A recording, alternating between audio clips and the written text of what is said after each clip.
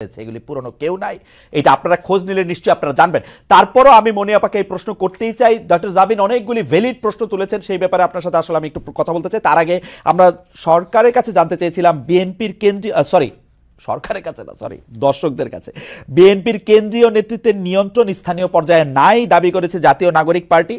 বিএনপির কেন্দ্রীয় নেতৃত্বের নিয়ন্ত্রণ স্থানীয় পর্যায়ে নাই, এই দাবি হচ্ছে জাতীয় নাগরিক পার্টির। দর্শকদের কাছে প্রশ্ন, এনসিপির এমন বিবৃতি সঠিক বলে মনে করেন কিনা? শতকরা 87% দর্শক এই বক্তব্যের সাথে একমত পোষণ করছেন, শতকরা 13% দর্শক একমত হন নাই। 64,000 দর্শক, আমি যখন এই প্রিন্ট আউটটি নিয়েছি তখন 64,000 দর্শক ভোট দিয়েছিলেন, এখন তার চেয়ে অনেক বেশি ভোট দিয়েছেন। মনে পাবে যে প্রশ্ন করতে চাই সেই প্রশ্নটি হচ্ছে অনেকটা এরকম যে আমরা দেখেছি যে জনাব তারেক রহমানের সকল মামলা তুলে নেওয়া হয়েছে এবং ইন অ্যাবসেন্সিয়া। আমরা দেখেছি যে এই মেয়র ইশরাকের কথা বলা হয়েছে, আমরা দেখেছি এই সরকার ইভেন ডক্টর ইউনূস ক্ষমতা নেওয়ার আগেই বেগম জিয়ার সকল মামলা তুলে নেওয়া হয়েছে। সেটি যৌক্তিক বা অযৌক্তিক সেই জায়গায় আমি আসতেছি না। আমার কথা হচ্ছে যে এত সব কিছু থাকা সত্ত্বেও সব জায়গায় আপনাদের ফেভারেবল, সব মানে প্রশাসন, পুলিশ, বিচারালয় সবকিছু আপনাদের ফেভারে থাকা সত্ত্বেও আপনারা কেন মনে করতেছেন না যে এই এখন একটা লেভেল প্লেইং ফিল্ড হয়েছে? আপনারা কেন এরকম মনে করতেছেন যে এই যে আপনাদের বক্তব্য, আপনি বলতেছেন জনাব তারেক রহমানের বক্তব্য ছাড়া কারো বক্তব্য তো শোনা যাবে না। আমি একটু নিউ ইয়র্ক টাইমসের প্রসঙ্গে আমি একটা আসতে চাই। আপনাদের কেন এরকম মনে হইতেছে যে টাকা দিয়ে নিউ ইয়র্ক টাইমসে প্রতিবেদন ছাপিয়েছে আওয়ামী লীগের দোসররা? আপনি যদি প্রথমে বিচার বিভাগের কথা বলতেন যে কোনো এক ম্যাজিকে সব মামলার রায় আপনাদের পক্ষে যাচ্ছে কিনা, তারপরে নিউ ইয়র্ক টাইমস। দেখেন, আমি প্রথমে আগে আপনার কথাটা বলি যে মামলাগুলো যেটা উঠেছে, আপনি জানেন যে এগুলো সবগুলো মামলায় রাজনৈতিক মামলা, রাজনৈতিক প্রতিহিংসামূলক মামলা। আপনি দেশনেত্রী বেগম খালেদা জিয়াকে যে মামলাগুলো জড়িয়েছে, এটা তার চরম শত্রু, কিন্তু এই কথাগুলো অনেক আওয়ামী লীগেরও টকশো শেষ করার পরে ব্যক্তিগতভাবে বলতো যে এটা আসলে অমানবিক, এটা আসলে আমরাও এমন চাই নাই, কিন্তু এটা হয়ে গেছে।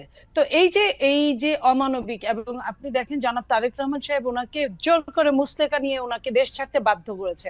তারপরে যতগুলো মামলা হয়েছে, সবই কিন্তু প্রতিহিংসামূলক, রাজনৈতিক। তো রাজনৈতিক প্রতিহিংসামূলক মামলা উজ্জ্ব হবে, এটাই স্বাভাবিক। কেন জানেন, আমি তার আগেও একটা প্রমাণ দিচ্ছি। আজকের যে প্রধান উপদেষ্টা আছেন, ওনার মামলাগুলো কিন্তু তারও আগে সবগুলো হাওয়া হয়ে গেছে।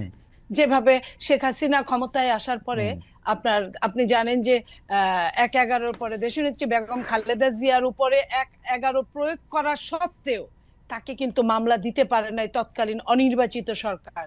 কারণ এই মামলাটাও, যে মামলাটা জিয়া আরফানেজ নিয়ে হয়েছিল, সেটাও কিন্তু তারা চার্জশিট দিতে পারে নাই, বিধায় খারিজ হয়ে গিয়েছিল মামলাটা, কারণ কোনো তথ্য উপাত্ত কিছুই ছিল না। এটা আবার পরবর্তীতে আওয়ামী লীগ ক্ষমতায় আসার পরে আওয়ামী লীগ এটা ব্যক্তি কুন্দলে, ব্যক্তি আক্রোশে এই কাজগুলো করেছে। তো এই জায়গায় যদি আপনি তো আইন প্রণয়ন করেছেন এক সময়। আমি আপনার একটা ছোট্ট জিনিস বলি, যদি আপনি রাজনৈতিক মামলা বা কি কারণে মামলা উঠেছে, আমি জনাব তারেক রহমানের মামলার কথাই ধরি, ওই মামলাটা আসলে কি কারণে হয়েছে? 21শে আগস্টে গ্রেনেড হামলায় তার সাথে সংশ্লিষ্টতা ছিল কি ছিল না, কোনো একটা দুর্নীতির সঙ্গে তার সাথে সংশ্লিষ্টতা ছিল কি ছিল না, সেই মামলাটা যদি আপনার তুলতেও হয়, আপনার পেপার বুক পড়তে একটা সময় লাগবে, আপনাকে বলতে হবে, কারণ এটা একটা কম্পিটিটিভ কোর্ট। আপা, সময় নিয়েছে, আপনি এরকম বলতে চান? কয়দিন হিয়ারিং হয়েছে? উনি ইন অ্যাবসেন্সিয়া কেন ছিলেন? এর আগে উনি ইন অ্যাবসেন্সিয়া ছিলেন কারণ তিনি ভপাচ্ছিলেন যে কোর্টে তার বিরুদ্ধে এখন তিনি উপস্থিত হন নাই কেন? কয়দিন সময় নিয়েছে? 8টা মামলার পেপার বুক কতগুলি বড় আপনি জানেন আপা? আমি আপনাকে এই কথাটা বলছি, আপনিও জানেন যে যত কঠিন মামলাই হোক না কেন, মামলা কিন্তু তার মেরিট যদি না থাকে মামলা টিকে না। মেরিটটা যাচাই করার জন্য তো সময় লাগে আপা। এটা তো মেরিট যাচাইয়ের উপরে মামলা ওঠে না, এটা পারসেপশনের উপরে মামলা উঠছে, পারসেপশনের উপরে মামলা উঠছে। আমি বলি, খারিজ যখন হয়ে গেল মামলাগুলো, তখন কিন্তু বিচারক কিন্তু এই কথাগুলো কিন্তু জাজে বলে গেলেন যে এই কারণে এই মামলাটা টিকলো না। যে কথাগুলো আগে বলতে পারে না বিচার বিভাগ, যখন চরম ভাবে আপনার হস্তগত, চরম ভাবে যখন খারাপ অবস্থায় বিচার বিভাগ, তখন কিন্তু এই কথাগুলো কেউ বলতে পারে না। আপনি জানেন তারেক রহমানের পক্ষে একজন বিচারক যখন তার পক্ষে রায় দিয়েছিল, তাকে কিভাবে দেশ ছেড়ে পালিয়ে যেতে হয়েছিল, তাকে কিভাবে তার স্ত্রী, তার সন্তানদের কিভাবে কত কষ্ট করে তার স্ত্রীকে মারা যেতে হয়েছে। তো এই যে কষ্টগুলো, এটা দেখে কিন্তু পরবর্তী জাজরা কিন্তু অ্যালার্ট হয়ে গেছে। তারা কেউ খুব বুদ্ধিমান যারা, তারা বিব্রত বোধ করেছে, বাকিরা কিন্তু জোর করে তারা প্রমোশন নেওয়ার জন্য বা পরবর্তীতে অনেক অনেক কিছু ফ্যাসিলিটিস নেওয়ার জন্য। আপনি দেখেন প্রধান বিচারপতি উনি উনি কি করেছিলেন, উনি নিজেও অনেক সুবিধা নিয়েছিলেন তৎকালীন। তো এই যে এই কারণগুলোর জন্য যে এই মামলাগুলো যে মেরিটে টিকবে না এটা আপনিও জানেন, কিন্তু তারপরেও কিন্তু সময় নিয়ে 4-5 মাসে কিন্তু মাত্র কয়েকদিন আগে তারেক রহমান সাহেবের সবগুলো মামলা থেকে উনি মুক্ত হলেন মাত্র কয়েকদিন আগে, এই 7 মাস যাবত। কিন্তু আপনার কাছে মনে হয় যে বিচার বিভাগকে ঠিক প্রভাবিত করা যায় না, এটা আপনি বলতেছেন তাই না? না, প্রভাবিত তো একটা সময় করা গিয়েছে। না না না, এই সময় না না, শেখ হাসিনা সরকারের কথা আমরা বলতেছি না, শেখ হাসিনা সরকারের কথা বলছি। আমি এই সময়টা অন্য কোনো কথাই যাব না, আমি এই সময়টায় শুধু এইটুকু বলবো যে যারা যারা সাফারার ছিল, খুদ প্রধান উপদেষ্টা সহ যারা যারা আক্রোশের ইসে ছিল, তারা কিন্তু অনেকেই মুক্ত হয়েছে এই জায়গাটায়। তার মানে যে সম্পূর্ণ প্রভাব মুক্ত বিচার বিভাগ, এটা তার মানে হচ্ছে যে যখন ডক্টর ইউনূসকে মামলা মুক্ত করে তখন ওনার হচ্ছে প্রভাবযুক্ত, যখন আপনাদেরকে ছেড়ে দেয় তখন হচ্ছে প্রভাব মুক্ত, তাই তো? নো, আমি বলেছি উনারটা যখন হয়েছে একই ক্রাইটেরিয়ার মধ্যে যদি আরগুলা পড়ে বা তার চেয়ে হালকা ক্রাইটেরিয়া যদি পড়ে, তাহলে কিন্তু অটো ওগুলো কিন্তু বানচাল হয়ে যাওয়ার কথা। আমি এই কথাটাই বলেছি।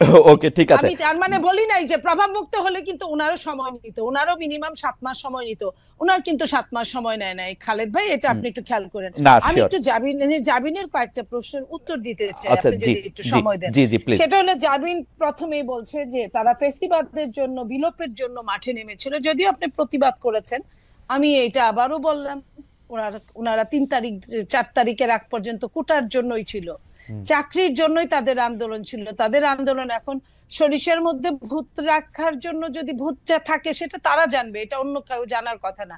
কারণ তাদের যারা যুদ্ধ করেছে, যে কয়েকজনের নাম আমরা দেখি সামনে, তাদের ম্যাক্সিমামই কিন্তু ছাত্রলীগ করতো সেই মুহূর্তে।